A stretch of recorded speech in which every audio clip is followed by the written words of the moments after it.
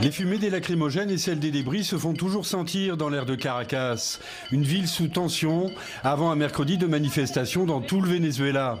Une journée qui retient aussi toute l'attention de Washington. Au nom du peuple américain, nous disons à tout le bon peuple du Venezuela, nous sommes avec vous et nous resterons avec vous jusqu'à ce que la démocratie soit rétablie. Je le dirai comme le peuple vénézuélien te le dirait, Yankee, rentre chez toi. 56 ans après, Angela Merkel et Emmanuel Macron signent un nouveau traité à Aix-la-Chapelle. Un accord qui a donné lieu aux plus grands fantasmes, relayés notamment sur les réseaux sociaux par les partis d'extrême droite en France et en Allemagne. Ceux qui caricaturent ou répandent le mensonge font mal à notre histoire et à nos peuples. Ce traité vient renforcer la coopération entre les deux pays, mais aussi l'Europe. Il prévoit la convergence des visions françaises et allemandes au sein des organes des Nations Unies, mais surtout que la France appuie la candidature allemande en tant que membre permanent au Conseil de sécurité de l'ONU. Du corps des Alpes pour ouvrir le WEF. Bucolique, symbolique, rien de tel en tout cas pour réchauffer l'ambiance glaciale de Davos. Même Uli Maurer était inspiré. Je rejoins Albert Einstein lorsqu'il dit « Ceux qui pensent que c'est impossible sont priés de ne pas déranger ceux qui sont en train de le faire ». Au centre de Hate You Give, il y a une adolescente afro-américaine, Star. Tout bascule quand elle devient le témoin direct d'une bavure d'un policier raciste. Out of the car. Yo, Star, you okay? Go back where he told you. Khalil, I'm not playing. Go back where... Beaucoup de ces bavures continuent à se produire. La situation n'a pas beaucoup changé en 50 ans. Violence, brutality. We live in a complicated world. It doesn't seem that complicated to me. It's real tactful. The best can't wait it is. It's about more than just Khalil.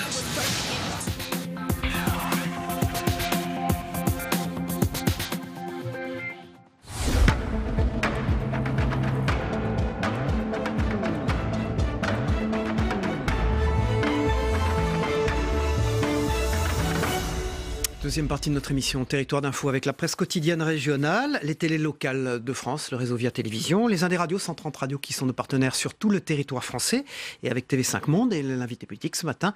Notre invité c'est Christelle Dubos. Bonjour, vous êtes secrétaire d'État. Bonjour auprès de la ministre de la Santé et des Solidarités. Et pour vous interroger, à mes côtés ce matin, Oriane Mancini, spécialiste politique de Public Sénat. Bonjour Oriane. Bonjour. Et Stéphane Vernet qui dirige le bureau parisien de Ouest France. Merci d'être avec nous Stéphane ce matin sur ce plateau et votre interview, Christelle Dubos, sera retransmise sur les sites vidéo internet de la presse quotidienne régionale à partir de 10h ce matin. On en vient à parler à l'actualité. Les parents sont inquiets. C'est l'agence de sécurité sanitaire qui a mis en garde contre les risques pour la santé des bébés que peuvent présenter certaines substances chimiques présentes dans des couches jetables. Sous 15 jours, on a appris que Bercy ce matin a exigé que ces substances soient éliminées. Qu'est-ce qui vous permet de dire ce matin qu'il n'y a pas de danger immédiat, tout de suite et grave? Ce qui nous permet d'abord de préciser, permettez-moi de préciser que cette étude a été demandée par l'État suite aux révélations dans le magazine de consommateurs, justement pour faire la lumière, et rappeler également que les fabricants et les producteurs sont responsables de la sécurité aussi de leurs usagers et de consommateurs. Donc suite à cette inquiétude, cette étude a été lancée. Nous avons les résultats qui sont arrivés il y a quelques jours. On dit qu'il y a du glyphosate dedans ?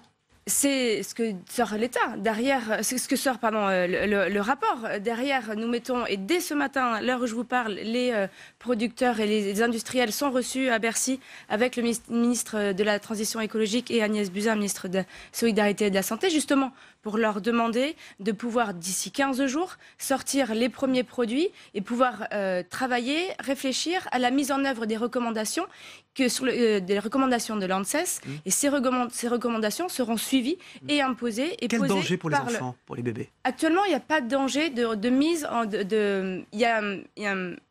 Je dirais, il y a un effet de questionnement par rapport à la fabrication de ces produits. On voit bien que les produits avec lesquels sont fabriquées les couches peuvent poser des questions éventuelles sur la santé des enfants. Il n'y a pas de relation entre un risque avéré et un risque potentiel à ce jour. Cependant, au vu de la production et de la fabrication des méthodes de procédés, des interrogations se font, des recommandations sont posées par l'ANSES et l'État fera en sorte et le travail est déjà entamé dès aujourd'hui, est-ce que les fabricants répondent et puissent appliquer ces recommandations. Stéphane Vernet.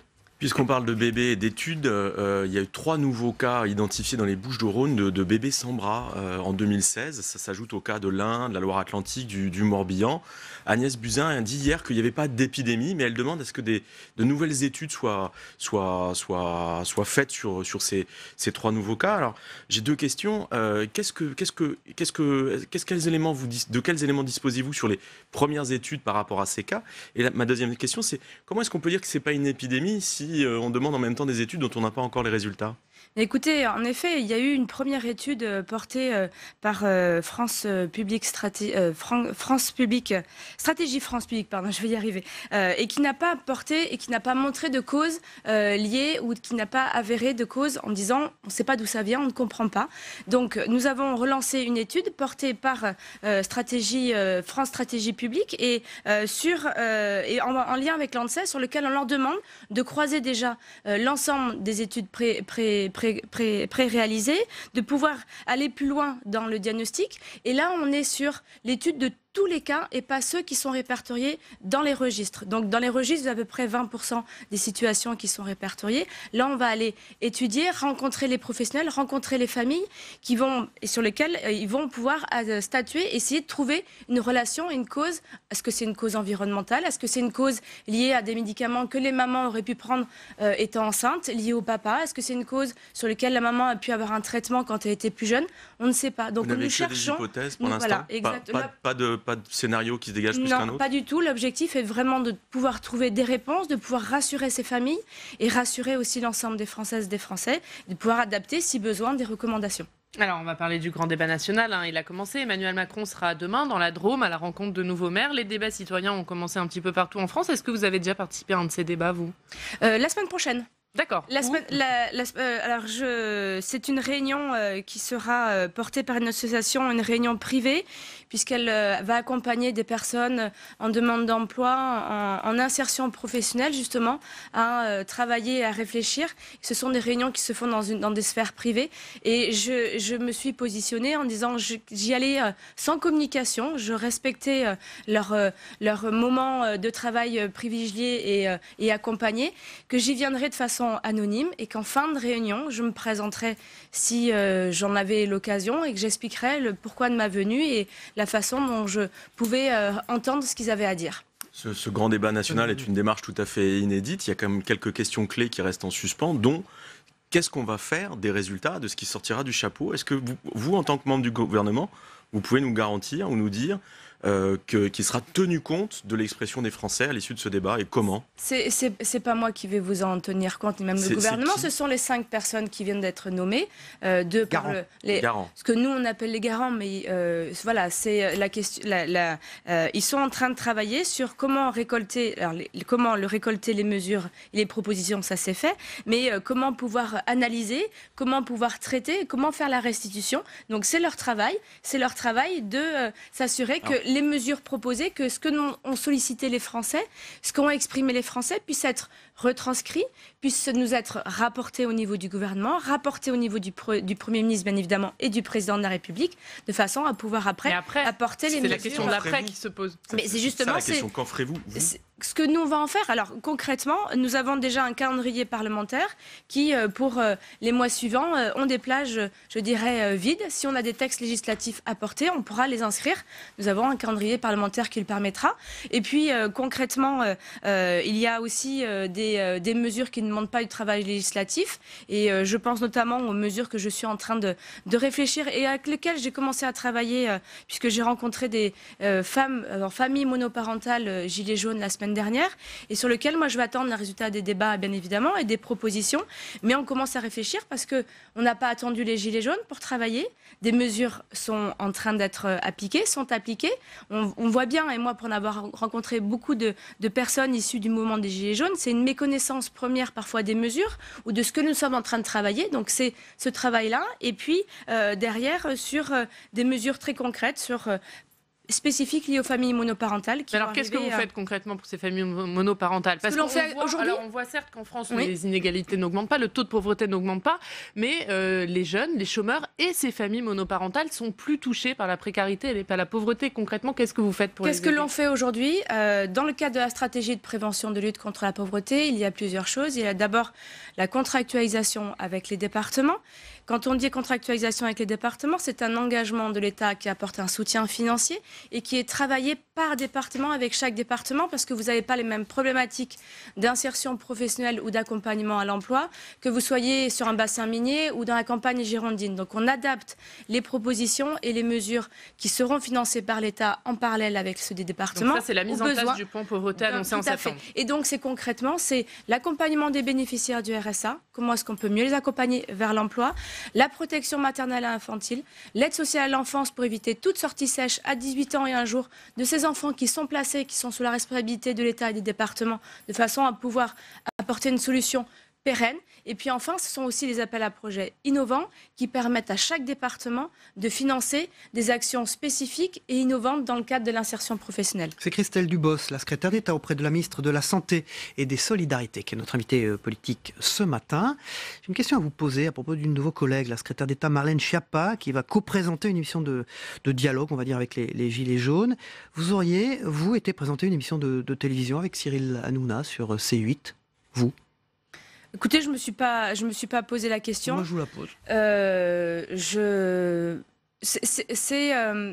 On a ce double regard, en effet, de certaines personnes qui disent c'est rendre la politique, je dirais, en télé-réalité. C'est pas une télé-réalité, c'est une émission. Spectacle. C'est une émission sur laquelle il y a des Français. Ces Français-là n'ont peut-être pas la même information que ce qu'on peut avoir dans certains autres médias. Est-ce que c'est un bon moyen de communication? Et votre jugement là-dessus? Je ne sais pas, je vous assure, je ne me suis absolument pas posé la question. Vous s'en gênez quand même, vous s'en gênez un peu. Non, parce que je ne sais, ça n'a jamais été fait. Donc, ça n'a jamais été fait. Je pense que c'est une bonne initiative de pouvoir l'essayer et puis on en tirera les conclusions. Et je pense que Marlène, en premier, verra derrière et nous aussi au sein du gouvernement si ça porte ses fruits. Vous savez, je crois qu'on cherche à communiquer au plus près des Français. Le grand débat en est une preuve et je crois qu'il ne faut pas se limiter non plus à des restrictions ou à des choses sur lesquelles on pourrait se dire ah non, c'est surtout pas là qu'il faut parler de politique. On voit bien d'ailleurs que des Français disent mais pourquoi elle ne pourrait pas venir parler avec nous et pourquoi on ne pourrait pas entendre ce qu'elle a à dire. Donc voilà, je pense que les conclusions seront tirées après l'émission, mais il ne faut pas se limiter à des choses très, très classiques et allons réfléchir sur des moments innovants. Alors, on va revenir sur le fond des mesures. Vous nous avez parlé du plan pauvreté. Parmi les mesures annoncées en décembre par Emmanuel Macron, il y a aussi l'augmentation de la prime d'activité et son élargissement à 1,2 million de ménages. Elle sera versée le 5 février, vous nous le confirmez. Est-ce que vous avez eu beaucoup de demandes depuis ces annonces d'Emmanuel Macron? Écoutez, 500 000 demandes traitées à ce jour par la CAF, plus de 6 millions de simulations sur le site de la CAF et de la MSA, 30 000 demandes par jour. Donc oui, c'est une bonne nouvelle. Les Français se saisissent des mesures qui ont été votées. Et je tenais aussi à remercier l'ensemble des agents de la CAF et de la MSA qui sont présents et qui font un travail d'accompagnement et d'explication auprès des Français et des Françaises qui se posent des questions. Est-ce que j'ai droit, est-ce que je n'ai pas droit? Mais également auprès des sénateurs qui ont vraiment compris la nécessité et la prise en compte de répondre rapidement et de voter rapidement ces mesures d'urgence. Je crois que c'est un sens du respect et de l'ordre républicain. Et je crois que voilà, c'est aussi, permettez-moi de le saluer ici aussi, parce que on a certaines oppositions, notamment au niveau de l'Assemblée, qui n'ont pas, je dirais, pas joué le jeu, excusez-moi le terme, mais qui ont dit que c'était que des miettes. Quand vous prenez une famille monoparentale, une maman seule qui élève son enfant, qui a 1 200 € par mois, allez lui dire que 292 € c'est des miettes en fin de mois, je pense qu'ils sont un peu coupés de la réalité et on a besoin justement, et ces personnes-là ont besoin d'être accompagnées dans leur quotidien. Alors, sur cette prime d'activité, se pose la question du non-recours, c'est-à-dire des gens qui ont droit à la prime d'activité, mais qui ne la demandent pas parce qu'ils ne sont pas au courant, parce que c'est peut-être aussi trop compliqué comme démarche. Comment vous pouvez faire, vous, pour que 100% des personnes qui ont droit à la prime prime d'activité désormais la touche? Alors, sur l'automaticité, nous sommes en train d'y travailler. C'est un chantier que je lance aussi en 2019, de longue haleine, mais sur l'automaticité, mais aussi de simplification dans le cadre du futur revenu universel de l'activité. Dossier unique, prestation unique, on le voit bien, nous avons un système français qui est généreux en termes de solidarité, mais trop complexe. Vous savez, j'ai été 20 ans travailleur social. Moi, j'ai vu ce système se complexifier, cette difficulté pour les Françaises et les Français de trouver la bonne porte, de trouver le bon endroit où pouvoir se renseigner. Et quand il faut pousser 10 portes, c'est que généralement, au bout de 2 ou 3, ils s'arrêtent. Le non-recours est important. En gros, entre 30 et 40% de Français qui sont en non-recours. Mais la prime d'activité, ça a été un choix aussi d'abord de justice, parce qu'elle répond aux problématiques et aux besoins des Français en fonction de la situation familiale et de la situation familière, mais aussi parce que c'était une prestation sur laquelle plus de 80% des Français qui pouvaient y prétendre la demandaient. Donc c'était une mesure qui était déjà bien repérée par les Français. Donc c'est pour ça que nous avons fait ce choix, mais nous devons aller plus loin, en effet, sur l'automatisation. Et derrière, moi, je lance 2 grands chantiers. Donc le revenu universel d'activité, donc un travail de concertation avec les acteurs, avec les personnes qui peuvent en bénéficier aussi, de façon à apporter la simplification et une réponse concrète aux Français et éviter justement le non-recours et l'automatisation. Stéphane Vernet. Pour la première fois depuis 2001, les comptes de la sécurité sociale devaient enregistrer un léger excédent en 2019, mais en réalité, de 100 millions d'euros à peu près. En réalité, les mesures d'urgence économique et sociale qui ont été annoncées à la suite de la crise des Gilets jaunes font qu'il va manquer 2,6 milliards de recettes pour la Sécu l'année prochaine. Comment est-ce que vous allez faire face à cette baisse des recettes qui sont liées à la compensation de la CSG, les heures sup et qu'est-ce que sera comme conséquence, notamment sur le plan dépendance? Mais justement, on travaille sur le plan dépendance. Le rapport est en train d'arriver dans les jours qui viennent. Et en parallèle, nous travaillons en effet sur la question du budget. 10 milliards d'euros, dont 2,6 pour le budget en effet de la sécurité sociale lié aux mesures d'urgence. Donc ce sont des moyens importants portés par le gouvernement pour les Français, donc pour leur pouvoir d'achat. Donc ça, c'est important de pouvoir le souligner. Et derrière, nous travaillons en effet au rééquilibrage, je dirais, le budget est équilibré, mais à réfléchir à comment est-ce qu'on va compenser, dans quelle ligne nous allons aller chercher ces mesures-là. Concrètement, en effet, nous avions travaillé et commencé à réfléchir sur la dépendance et comment est-ce qu'on pouvait la financer la dépendance, ce 5e risque éventuel, est-ce qu'on crée un 5e risque, etc. Ça remet en cause certaines... Ça va être décalé dans le temps, c'est ça? Là, les rapports sont faits. Nous lançons... C'est pas décalé parce que je crois que dans le grand débat, nous avons beaucoup de préoccupations des Français sur la question des aidants, sur la question des aînés et sur la question des personnes âgées, surtout dans les années à venir où vous allez avoir une population, je dirais, en augmentation de plus en plus âgée et sur lequel on a besoin d'apporter des réponses concrètes. Donc le débat n'est pas décalé, le débat est même avancé, je dirais, dans le calendrier parlementaire, en parallèle du grand débat, et sur lequel les mesures concrètes seront apportées derrière, en fonction bien évidemment d'une enveloppe budgétaire, mais ça peut être aussi une enveloppe budgétaire, vous le savez, on le fait très bien dans le cadre de la stratégie, qui est évolutive au fur et à mesure de la mise en œuvre. Donc ça veut dire ça arrivera quand au Parlement, cette loi dépendance? Elle arrivera courant de l'été. D'accord. Et juste pour revenir sur le budget, pour compléter la question de Stéphane, parce qu'hier, on a entendu Agnès Buzyn dire que les comptes ne seraient pas forcément à l'équilibre, les comptes de la sécurité sociale. Est-ce que du coup, le budget de 2019 de la sécurité sociale sera à l'équilibre ou pas? Écoutez, Anne Buzyn l'a annoncé, je ne vais pas dire autre chose. Voilà, donc en effet, nous avons la question de 2,6 milliards qui permettait l'équilibre des comptes. Nous sommes sur des mesures d'urgence demandées par les Français et sur lesquelles on a entendu, on les met en place. Donc, du coup, vous allez prendre des mesures pour qu'il le soit à l'équilibre, ce budget, ou il ne le sera pas de toute façon en 2019? Pour l'instant, il n'y a pas de scénario plus que l'un ou l'autre choisi, donc on est en train d'y travailler. Christelle Dubos, vous êtes donc secrétaire d'État auprès de la ministre de la Santé et des Solidarités. Vous ne l'avez pas toujours été, vous avez été élue députée de la 12e circonscription de la Gironde, je connais bien, en juin 2017. Vous avez été adjointe au maire de Sadirac, en Gironde donc, chargée des affaires sociales, du logement, des solidarités. Au contact des gens, comme ça, tous les jours, vous avez vu arriver cette crise des Gilets jaunes? Moi, je l'ai vu arriver et pas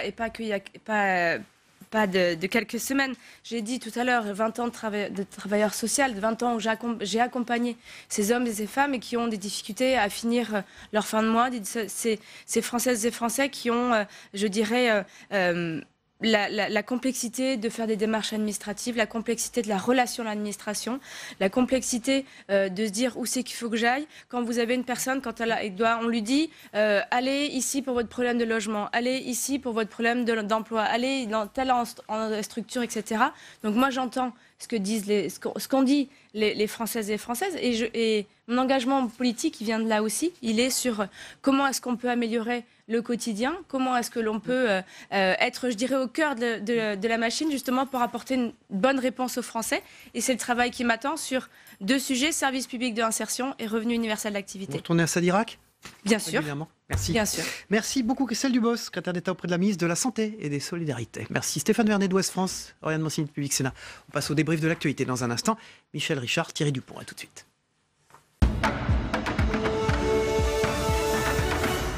Voilà. Au revoir. Bonne journée, merci. Beaucoup. Au revoir. Voilà, c'est en direct, vous le voyez. Et donc Estelle Dubos, la secrétaire d'État auprès de la ministre de la Santé et des Solidarités, quitte ce plateau. Michel Richard, éditorialiste au Point, fait son entrée. En face de lui, il était là dans la précédente partie de cette émission. Thierry Dupont de l'Express. Voilà, on a l'Express et le Point face à face. Pas mal ce matin, pourquoi pas. Michel Richard, un petit mot sur cette jeune secrétaire d'État qui était élue également députée au mois de juin 2017, donc qui était adjointe au maire, donc au contact des gens. Comme ça, c'est bien qu'il y ait au gouvernement, comme ça, des gens qui viennent au fond. On disait de la société civile, c'est même pas vrai là.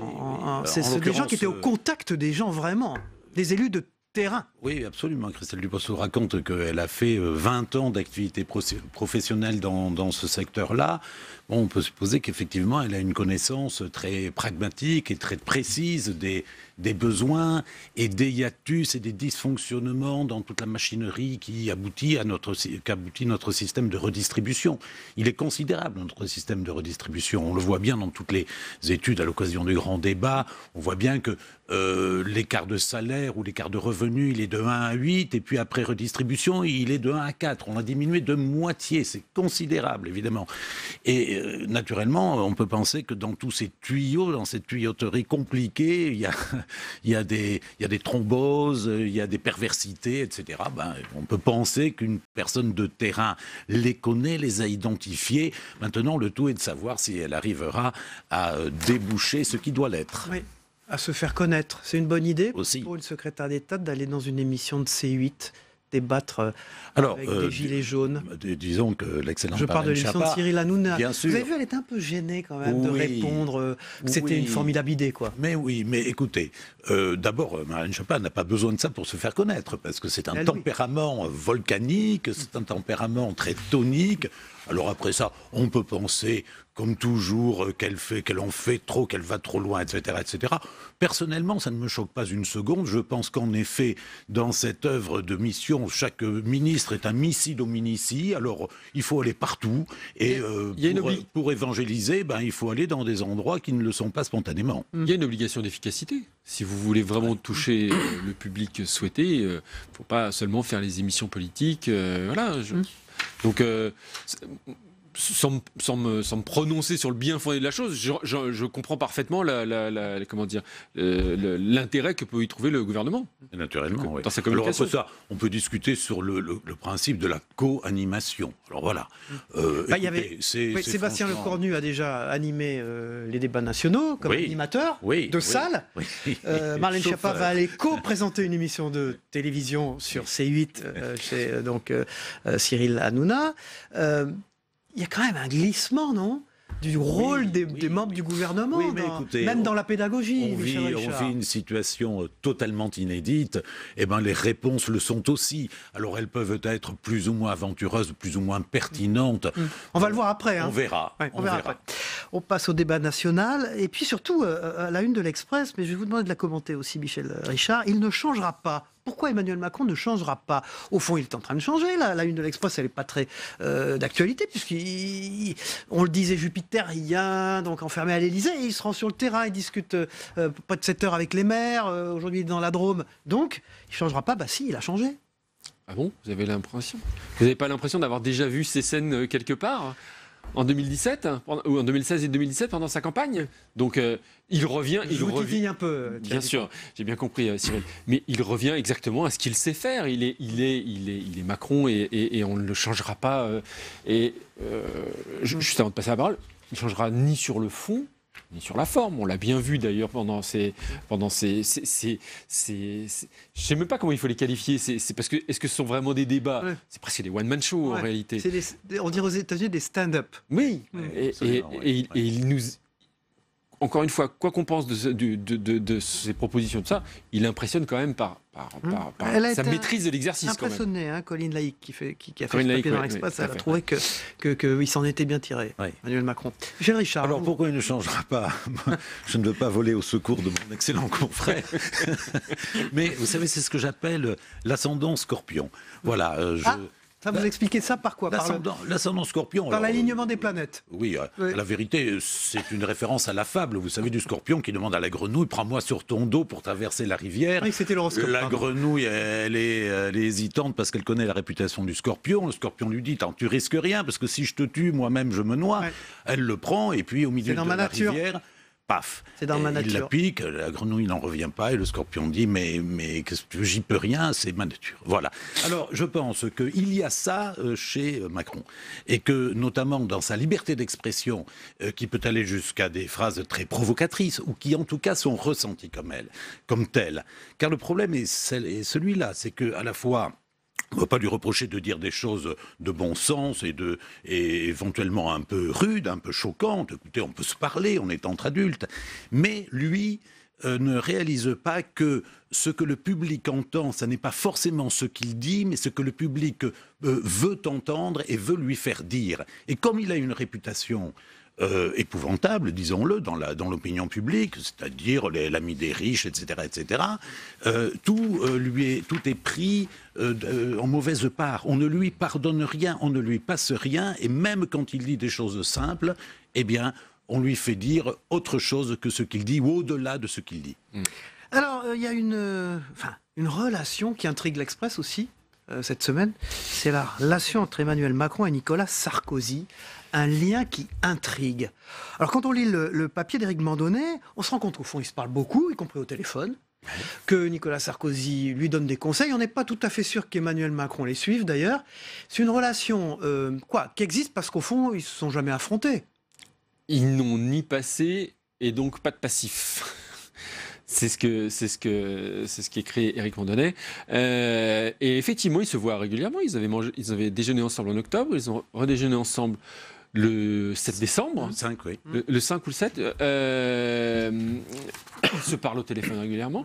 Alors, est-ce que ce que le dit Nicolas Sarkozy à Emmanuel Macron, ce dernier n'en tient pas compte ? Bon, ça dépend de qui raconte en fait le déjeuner, hein, grosso modo. Parce que en décembre, ils ont évidemment parlé de la défiscalisation des heures supplémentaires, une mesure qu'a ensuite annoncé Emmanuel Macron. Est-ce qu'ils avaient besoin de déjeuner ensemble pour qu'Emmanuel Macron y songe ? Je ne suis pas sûr, mais en tout cas, ils en ont parlé à ce moment-là. Ce qui est intéressant, Michel Richard, je suis sûr que vous l'avez noté, parce que vous avez lu ce papier, c'est qu'au fond, Emmanuel Macron compte plus sur Nicolas Sarkozy que sur Édouard Philippe pour lui couvrir la droite. Étonnant, ça. Et oui, parce que sur la droite, l'homme important, l'homme influent, l'homme qui continue de compter, continue de tirer des fils, etc., c'est évidemment Sarkozy. C'est aucunement Édouard Philippe. D'abord parce qu'Édouard Philippe, s'il avait une influence, ce serait sur une frange de la droite, disons la frange juppéiste, mais d'autres que lui s'en occupent, à commencer par Juppé lui-même. Et par conséquent, c'est Sarkozy qui a la main. C'est lui qui continue d'être consulté comme l'homme de qui tout dépend. Alors, tout le monde se rend dans ses bureaux pieusement, et puis lui, il dispense ses conseils, ses avertissements, ses oukases.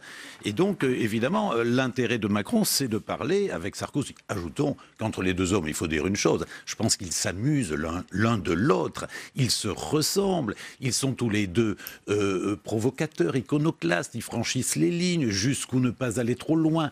Et tout ça est un jeu dans lequel ils se reconnaissent l'un l'autre. Et comme en effet, ils n'ont pas de passé passé ni de passif qui les sépare, eh ben, tout ça fait une petite coalition, en plus contre Hollande, alors ça c'est délicieux.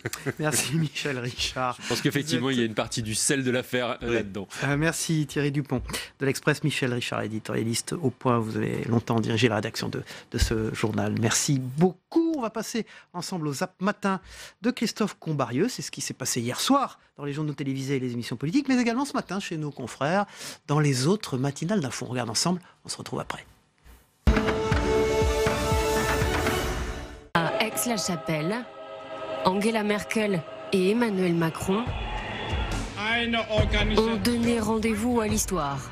Celle de 56 ans d'amitié franco-allemande, écrite président après président. Il y a toujours eu des contestations comme face à tout projet politique, mais pourquoi, à mes yeux, ça a une dynamique aujourd'hui ? Parce qu'on a peut-être trop laissé la parole à ceux qui doutaient de l'Europe et on a oublié de la défendre. Au regard de la période que nous traversons, faite de rivalités et de conflits, il n'est pas si évident d'avancer ensemble. Il va falloir travailler avec acharnement à essayer de nous comprendre le mieux possible.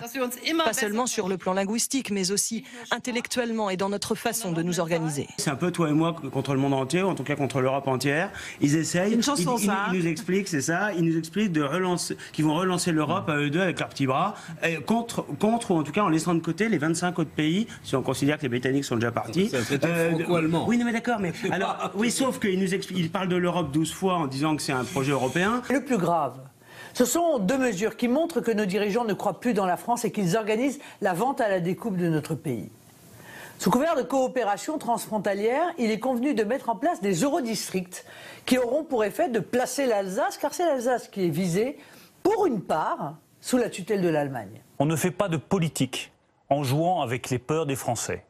On ne fait pas de politique en insultant notre histoire. Et Marine Le Pen a insulté notre histoire, insulté l'histoire du territoire français, de l'Alsace et de la Lorraine. Je vous demande de lire entre les lignes. Entre les lignes, cela veut dire quoi ?